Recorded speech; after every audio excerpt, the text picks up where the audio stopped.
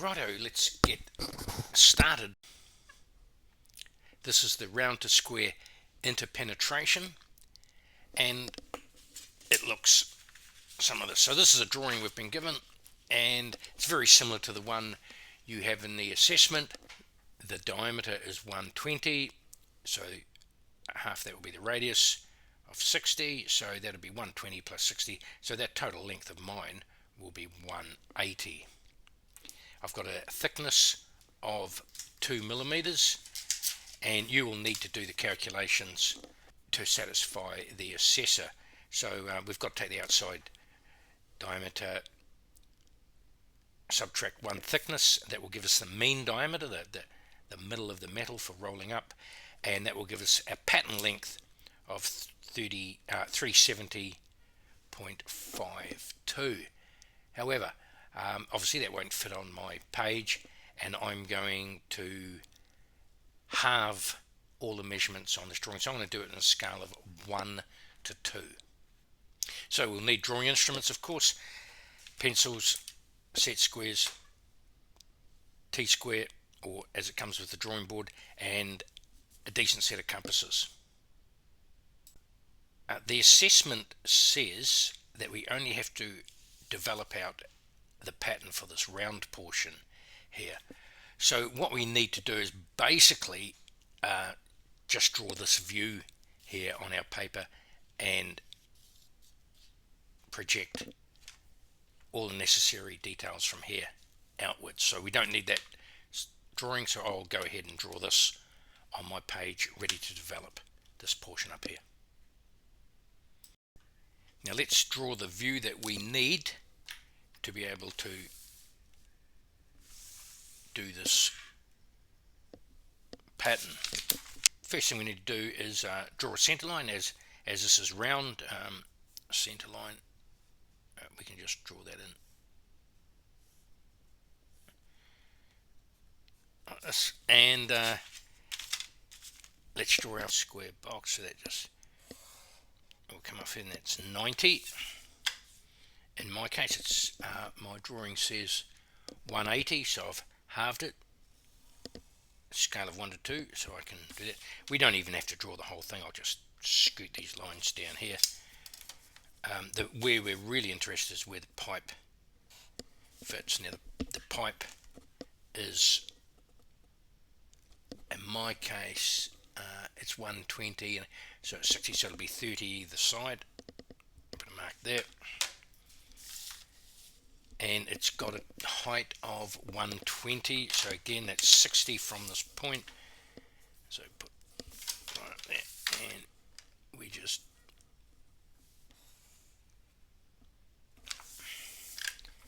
this will be the only view that we require to develop out this pattern.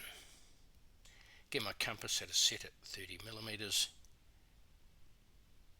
and draw a half circle. So this drawing is using parallel line to work out and develop this pattern.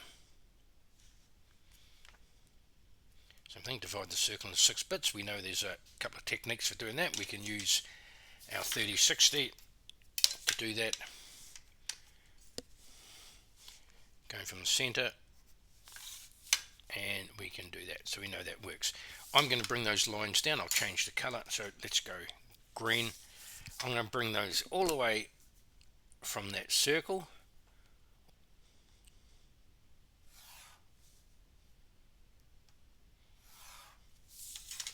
and that's it.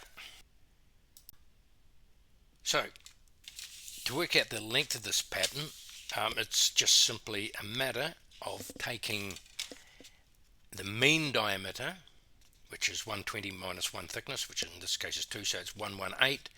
So the length of my pattern is pi times the mean diameter. 3.14 times 118 gives me a total length of 370.52. Now that's the total length of the item. Should be making it full size. I'm making it half size, so I'll quickly work that out in the calculator, and that works out divided by 2 equals 185.26. I need 185.26. So we'll just extend that line across, extend this line across, and where these meet here, we're just going to take these all the way across. Now I've just got to make sure that my pattern is 185.26 long, so we'll just put a random line in here, get something long enough to measure. There we go. When I say 185.26, so 185 and a smidging, and put that there.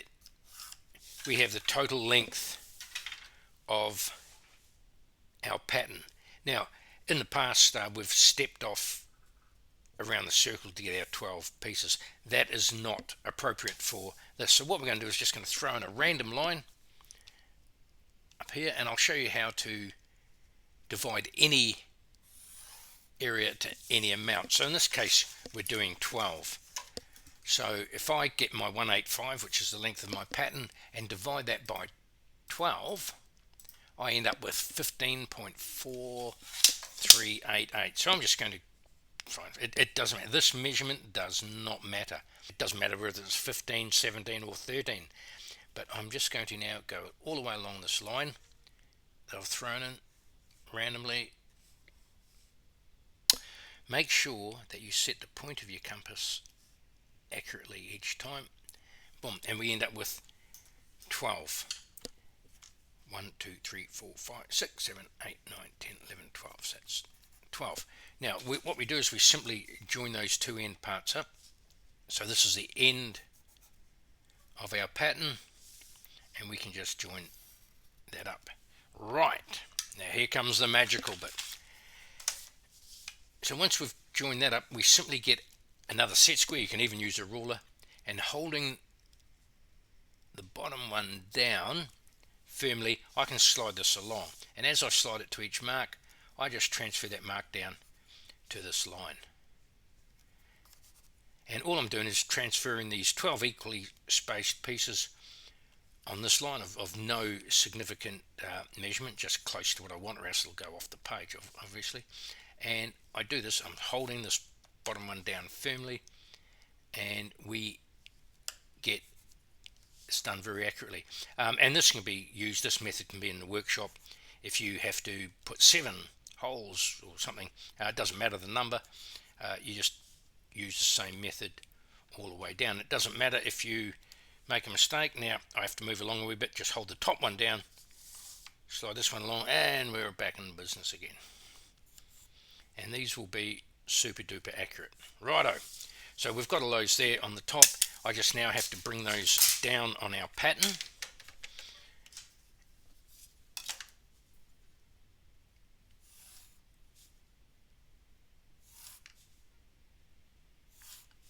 Now the assessor may be looking for this line, looking at a way that you've actually constructed these 12 portions accurately. Stepping them off with a set of dividers is never really the best way of doing it, because if you don't lay the dividers down bang on each time, you'll be all over the place. So there we go, simple as that. So let's look at our pattern. Well, we know that this is the top, it comes up here, and we have to, so let's number our points. So we've got 0, 1, 2, 3, 4, and 12 being the last one. Now we want our seam on the shortest edge.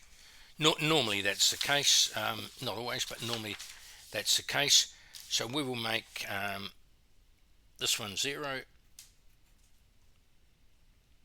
1, 2, 3, and they'll go backwards and forwards. So we just go 1, 0, 1, 2, 3. So if we start up here, 0, 1, 2, 3, and go back 4, 5, 6, back up again 7, 8, 9, 10, 11, 12, and we will end up with these points. So let's join those up, and we can do that using my very trusty and well used French curves. You can't use a compass for this.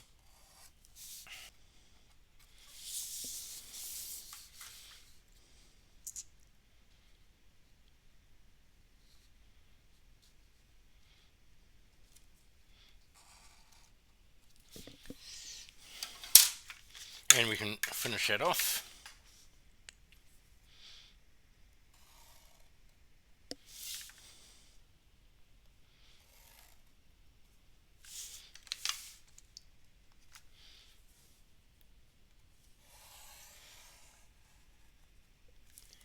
And there we have it finished. Now, people have often asked me why does this end in a point here and this is curved in this portion.